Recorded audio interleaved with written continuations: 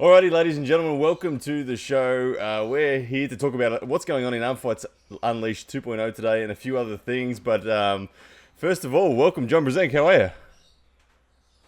Good. How's it going out there in Australia? Yeah, Everybody's up and awake. It's good. It's warming up. The pool's clean finally, so we're happy. How's Arizona? Yeah, no, it's cooling off finally, so we're happy too. So Yeah, everybody's happy. We're probably at about the same level of temperature now that you're in winter and we're in summer. Right. Yeah, we're about 80 degrees. So you guys do the Celsius thing, right? Yeah, no, yeah. What are we? We're about 30 degrees Celsius. I don't even know what that is, but either way, it's good. So, Right. John, how's your week been in the world of arm wrestling? You seen anything interesting going on?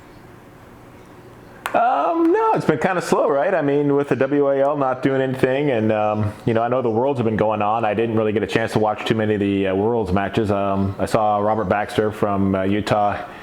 He won his Masters class, and Cody took second, I think, to Ryan Espy. Hate to lose to a Canadian, but yeah. There was heaps of stuff in the WAF. I couldn't keep up with it, to be honest. I had an event over the weekend. I was in Perth in Western Australia, and I just had no chance to even look at WAF. But I guess congratulations to everyone who did place and finish and win gold. I saw some photos out of the Swedish 65 kilo champion. She was pretty proud of her belt. I think she was doing Malin, yeah. Yeah. I think she I probably did see gets that, played yeah. today. Yeah, it looked like a great tournament. I mean, it looked like a great venue. I mean, from the pictures that I saw on Facebook, everybody seemed to have a good time. There's lots of partying going on, and it looked like a wonderful event. Yeah. And my event on over the weekend, I was in Perth for the White Knuckle Championship, and I finally got the opportunity to take on Jamie Carl, who's been ranked one position above me for years, and I've never been able to get a start with him. So I was very, very, very happy to finally get a start with Jamie, and I took home the prize there. So that was good. Right, yeah. No, I looked at some of the footage with that. It looked like you handled him pretty easy. The old lat drag, cupping, top roll, Cobra style top roll. Yeah, you looked like you had good control. Yeah. I went into that match confident and expecting to win. Jamie in the past it was too strong for me inside, but it was nice to be able to test it out. It felt good. So it Right. looked everyone's been giving me a rap saying, "Wow, you're so composed," but I do feel like I was a little bit stronger than Jamie at the end of the day. So it was a fairly comfortable win, Right. but it was good either way. But yeah. Yeah, even at the end when you didn't really top roll him, it looked like you kind of still put a lot of pressure on his hand when you were in the hook. You didn't actually drag down on his bicep. But yeah, no, looks like you had enough power to do whatever you wanted to do. Yeah. John, the other interesting thing to talk about before we get onto the Armfights Unleashed 2.0 is I can let everyone know a few things today, but I'm going to be in the USA as of the 21st of November. So that's only like 4 weeks away, maybe a little bit less than 4 weeks away. So I'm really excited to kind of let everyone know the details of what's going on. What I can say today is that on the 21st of November will be the first of 4 events that are going to take place on the east coast of USA. And this very first event will have a pro double elimination, a amateur single elimination tournament, but it's going to be headlined by a super match between Paul Lynn and Paul Talbot, both left and right arm. So Okay. that's going to be a good match. I cannot wait to see that because Paul Lynn is on the rise, and Paul Talbot's got a lot of high quality reputation. So, yeah, Right. Yeah. No. Yeah. That'll be a good matchup. Paul Lynn, for sure, is just keeps getting better from the footage that I watched. I mean, he's beating some big guys. So yeah, no, it should be a good match. Yeah, So I coming think- all the way to the United States to promote arm wrestling, huh? That's a long ways away to come. yeah. I can't wait. Well, it's got to that point where I think the support of the show's so good now, and I can't wait to get over there. So I'm going to get over there, and the main goal of this East Coast tour is to find the future pullers that are going to feature on the Armfights Unleashed main event, which is a super match series, which obviously we've got Jordan up against Lachlan Adair coming up on Armfights Unleashed 2.0, but for 3.0 and all future ones, we want to get a good network of really strong, high caliber pullers, and that maybe people that haven't had a chance through the WAL. There's plenty of people out there, but I'm going to be over there. We're going to hit 4 tournaments, and we're going to have a couple of main event super matches. I'll announce what the other super matches are going to be in probably the next few days, but definitely the first one, Paul Lynn, Paul Talbot. I can't wait. Okay, so is your plan to have the winners here in the United States compete in the series in Australia? 100%. In the finals? 100%.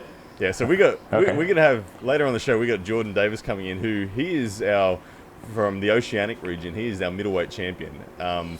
Depending what Paul Talbot does over there, Paul Talbot, if he asserts his dominance, he's in the same weight category as Jordan, and I would love to see the USA's best at that weight come up against Australia's best at that weight. I think it'll be good. We got people like Danny Tesh ready to rumble as well. Lachlan Adair, no doubt. So we will definitely see it. There'll be some Americans in Australia, some Australians in America, all to come very, very soon. So yeah, that's the plan. All right. That's a lot of ass time on an airplane, though. Get those guys together, but I am kind of over airplane off. flights at the moment. I don't know. I understand now where you're coming from when you said you're over it, but with flying to Moldova and then flying to Perth and now going to the USA, it's pretty hectic at the moment, but yeah, it's worth it. And I think it takes a little toll on the arm wrestlers, right? I mean, don't you find yourself a little bit kind of under the weather, or not 100% when you got to go all the way to Europe or wherever? I mean, even probably to the States for you is a little bit. You're going to be a little bit off. So I found that kind of interesting. When the Europeans come here to the United States, they don't seem to do quite as well as when the U.S. guys travel to Europe. So it definitely has an effect. I agree totally. It definitely takes it out of you. You need to, I feel like you need to kind of get there like at least 4 days prior just to be able to lay down and adjust and get your head in the right time zone. But even then, I don't know, it's tricky. I remember when my Arm Wars debut 4.5 years ago, I left Australia on a Friday and I was back in Australia on the Monday, and I competed on the weekend. Mm-hmm. So that was from Brisbane to London and back again all in 4 days with the competition, and I was a zombie by the end of it. Right. Yeah. But the main thing coming up, we got Armfights Unleashed 2.0. It's the next thing on the card for pound for pound arm wrestling. It's happening on the 31st of October, which is a Wednesday night, only pretty much a week and a half away now, a week and a bit away, not even that.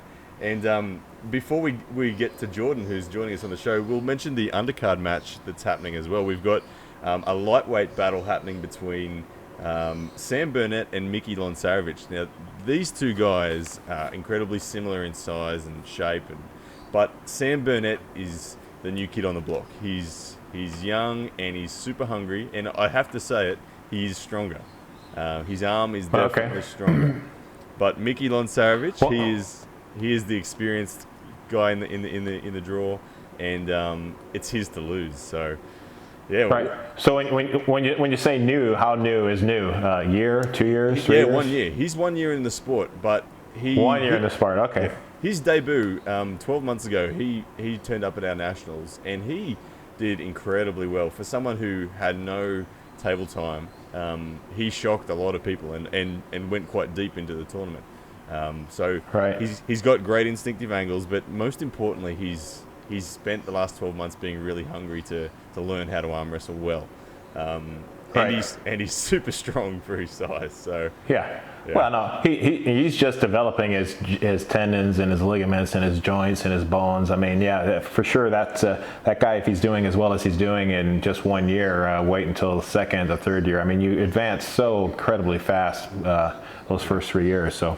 Yeah, but yeah, no, I saw some pictures. I saw some pictures of the guy. They look like brothers. I mean, they're almost, if they got the same barber, they could almost be twins. I mean, their builds are almost exactly the same. Yeah, so, they were. The photo. Yeah, there's no scaling going on in that photo. That is exactly them. I think Mickey is weighing 76 kilos, and I think Sam is weighing 78. So only 2 kilos between them, but. Yeah, and Mickey's experience level, he's about 3.5, 4 years into the sport. He's been on the podium at national championships on multiple occasions, and he's our current Queensland champion for the lightweight division. So he's got the reputation to lose, and the pressure's all on him, and I can tell you that he is nervous coming up against Sam, but he is the favourite. Okay. Yeah. All right. Well. Yeah. So it's going to be a good one. Let's see it. That one, we'll see them at the press conference on the 31st of October as well, before the big main event with Jordan and Lachlan. So I reckon what we might do is we'll get Jordan in the studio and we'll see how he's going. So let's do that, eh? All right. Alrighty, Jordan Davis, welcome. How are you, mate? Yeah, pretty good. Yourself? Pretty good, mate. You are not far away from your big showdown with Lachlan Adair. What is it, 8 days away or 8 something? days, yep. How are you feeling? Tell me about it. Pressure's mounting a little bit, knowing that it's so close, and it kind of snuck up on us pretty fast, really, with a month's notice of the match. So, just taking it as it comes. About to hit my rest period and get ready for the match mentally. Yeah, that was my question. I mean, how are you dealing with the pressure? Are you resting, or are you doing more exercises? I'm glad to hear that you're resting, because most people don't. As it gets closer, they think they need to do more. I'll be resting from tomorrow night's training session. Okay. I'll do everything nice and tight on the table, really light pressure, just get into kind of competition mode where I'm not exposed and open and out holding people. So it'll be all nice and tight pressures, and then I'll rest up and get in the game. Nice. It's been interesting, Jordan, watching the polls when this match was first announced. After 2 days of this poll being out, you were sitting at 18%. No one had any faith that you were going to win. Now, since then, a few people have got to know you a bit more. We've seen some videos. I checked this morning. You're polling at 42%. Oh, you nice. you are climbing. Why are people suddenly believing in you? I think it's mainly because they've seen my style of training, and the arm wrestlers have had a change of heart, more so than people that don't really know the sport. They've gone, well, hang on, Jordan does do a lot here, so maybe we should start changing our minds. Right. And I saw that, go on, John. I was going to say, maybe it was the large grip pull-ups that you were doing that impressed everybody. Well, John, what did you think of Jordan's training style? You've seen both videos. Yeah, no, very impressive. I mean, that's somewhat the key for his build. I mean, he's got to go with what he's built with, and he's got the large hands, and so he needs to have that cupping strength and that dragging pull. And I mean, he's doing everything, training the right way for the angles that I would try to do if I was Jordan. Yeah. Well, yeah, it's definitely, I can say, as one of the competitors against Jordan in the history, his hand is so ridiculously hard to deal with. I hate it. I literally, I have to come up with a plan of how I'm going to win without my hand, because I know I can't keep it. So, right. Lachlan, I think, and Lachlan is going to try to keep it. That's the difference between how I take on Jordan and how Lachlan is. Lachlan plans on forcing the issue and forcing a hook. So, the question is, will that hook be forced, or will that risk go back? Right. And well, we heard from Lachlan a little bit, and he kind of tipped his hand a little bit, saying that he was going to possibly even go a little low on the wrist, and that might be problematic for Jordan if he doesn't figure out how to quite deal with that, where somebody's actually going to commit to grabbing onto your arm instead of your hand. So that'll be interesting to see how that all pans out. But Jordan. Jordan, with that. Go ahead. Sorry, you go, John. What were you going to say? Yeah, I'm good. Yeah, Jordan, without giving your game plan away, given what John's just mentioned there about if Lachlan was to grip you low, it could be problematic. How are you going to deal with something like that? The easiest answer is that I'm very familiar with what people have tried to do in the past, and people have tried to grip low whilst I've been at lower stages and they've been higher. I've always been one to fight above my belt. And I've learnt from my mistakes in that sense. I know Lachlan is keen to weld his hand onto my wrist and not let me get a top roll, in his own words. So I know what he's coming to the table with, and I've just got to find the way around it. And in my head, I think I do. I'm just going to test it out on the night and see what happens. Does his wrist stay or not? Yeah. The next thing I want to ask you, Jordan, is about your shoulder. Yep. Your hand control is impressive. No one's going to doubt that. But your side pressure often exposes your shoulder. We saw it. Dallas Langston did it to you in in Arizona where he took it to the limit and you look like you're in pain getting that. What happens? What happens if your shoulder feels weak on the day? Do you have another angle you can hit? There's two other angles that I don't want to go to, but if I have to, I will. And they are much harder angles to pull Lachlan through. They don't include my shoulder. They rely a lot more on my lat and a little bit of my bicep, which definitely isn't going to be matching up to Lachlan's anytime soon. So it's going to be a longer, drawn-out match if I can't use my shoulder.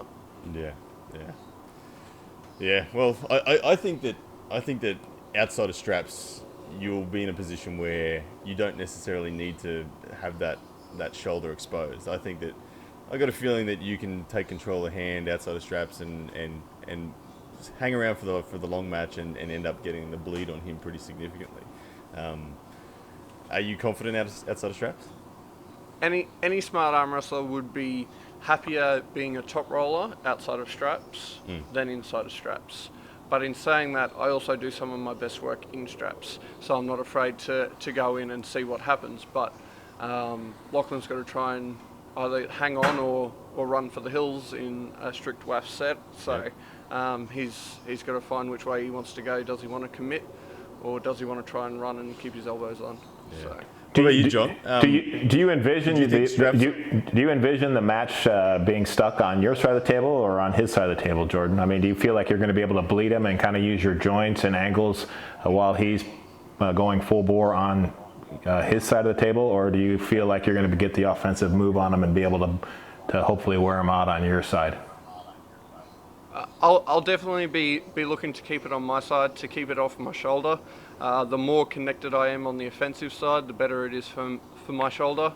But the hardest thing for me with Lachlan is to contain what he's got, in horsepower. So I've got to get the right angle on his hand so that he can't access everything.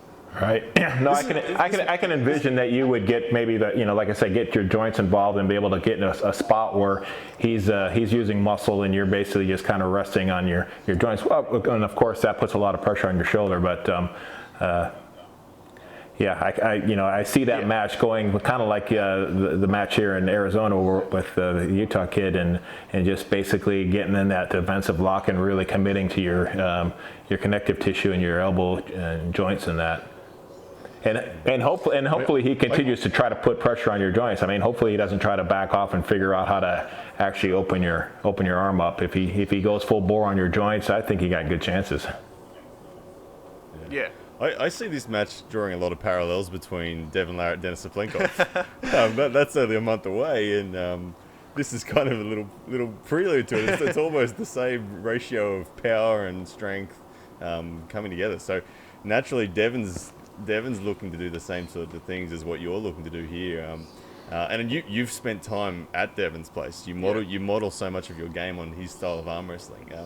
Do you see those parallels in this match? Oh, absolutely. I mean, Lachlan mentioned that the other day, that he thought it's like a match of Denison and Devin, only minus 100. And I said definitely minus 100 pounds because I ain't anywhere near Devin. But it's a very close parallel, mainly because I look to outdo Lachlan on power, and I think that's what Devin's going to do with Saplenkov. So. Yeah. I think if you get Lachlan outside of his shoulder, it's over. You win if you can get him outside of his shoulder. I'd feel much more comfortable. Are you brave enough to try to do what Devin does against guys like Jerry Caderet and what I imagine he's going to try to do to Dennis? Is there a version of you that just says, I'm taking control of the center of the table, get out of the way? Absolutely. I've got to make sure that he can't get what he wants. So if I don't take control at the center, then he's got a good chance of taking it when he takes me down to the pad. Are you going to be able to take him to the pad, though, staying outside, or are you going to have to finally eventually commit to coming in with your own press? Do you ever see that happening? I've been connecting my press over the last 3 months, thankfully, after learning from Dallas. So if I have to press, I think it's basically ready to have a go. It'll be there. All right.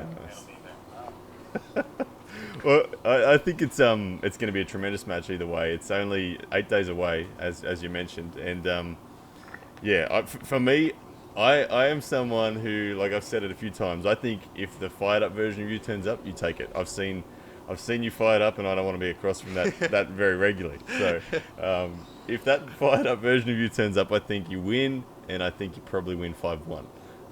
If the less fired up, more casual version of you turns up, I think you're in trouble, and Lachlan will bang you down, and you won't get the fatigue on him to get that control that you need. So I think it is a good match, and no doubt, if you do get through, like I said, and we mentioned with John before, there's some Americans that we're going to see in Armfights Unleashed 3.0. They're going to be watching closely in the middleweight division, saying, "All right, you're up next." So, so good luck with it.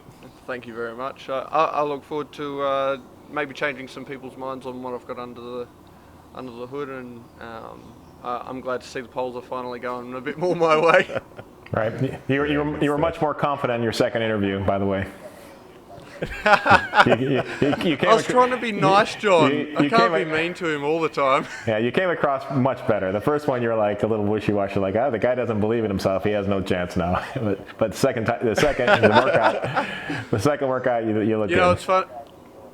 Yeah, it's funny. I got a history thing came up on Facebook the other day, and it was me teaching Lachlan at Wednesday night trainings 2 years ago. So I was having a bit of a laugh where I was holding him and showing him how to do everything. So 2 years on.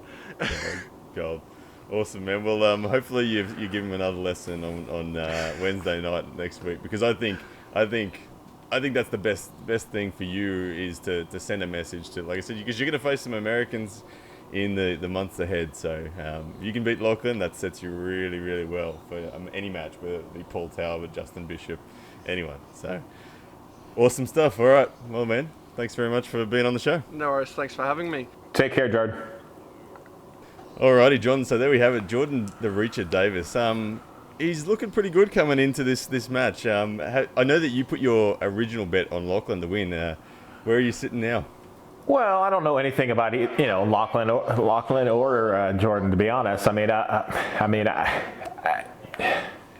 really have no idea until I see him pull and see the angles that they're able to pull. I can't really say one way or the other. I mean, if Lachlan's able to be strong enough and grab him low on the wrist and pulls on Jordan's bicep and brings him right straight down on his bicep, he's going to win. If he gets his hand compromised, whether he grabs low or grabs by the hand and then tries to push through Jordan's joints, then it's Jordan's if he can be patient enough and then of course Lachlan's got to be inexperienced enough to keep pushing on an angle that's probably bad for him. I mean, people see that pin pad and sometimes they do some crazy stuff, pulling in directions that they shouldn't be pulling, being compromised with the hand. But yeah, so it just all depends, I guess. They got a lot of experience pulling each other, so I expect they're going to have 2 or 3 different choices and game plans when things don't go right or go right. So. Yeah, it should be fun. I think they'll have fun with it. I mean, I think I would imagine both of them are probably sandbagging a little bit, in practicing that. So they got some surprises. Yeah, I don't think they've gripped up with each other for about a month now. So there's a bit of foxing going on, and I think that come the night, as you say, we're going to see a whole variety of angles depending on who gets that first round. I think we're going to see some adjustments. I know Jordan can adjust a lot if he has to. Lachlan can adjust a little bit. He's got a top roll, kind of.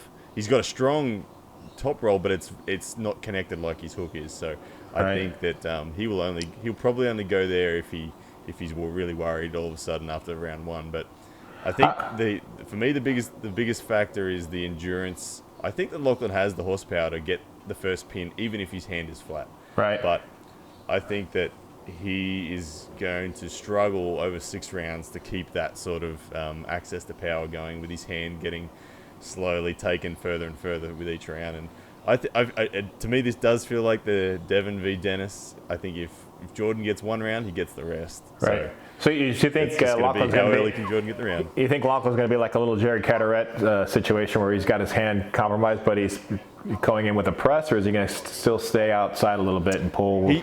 with his some back pressure. He does. He does have a press. I've never seen him pull it out in comp, but I know he does have one. Okay. I don't think that... But, Jordan has one of the best press defenses in the game. He has a really... Again, he uses his hand control. He doesn't get jammed in there with his arm trying to hold up a press. He really twists someone's wrist. So if Lachlan comes in with a flop press, odds are that Lachlan's palm ends up being twisted and almost facing up. Right. There's the hand control defense from Jordan. So I don't think that Lachlan will get the press. I think that if Lachlan gets desperate, that we're more likely to see a King's move come out. And but right. again, Jordan's so tall and has the hands so long that he's very patient against the King's mover and will happily just walk up and around it. Yeah. Well, hopefully it's an exciting match like you're talking. It'd be a shame if it's lopsided, but that's it. But it's going to be good. I can't wait. October 31st, so it should be a good one. But John, thank you so much for joining us on the show today, as always. Looking forward to what's coming up in the USA tour as well. No doubt there'll be some big matches for us to talk about then. But thanks for joining us on the show, John. Sounds good. Till next time. All right, take care.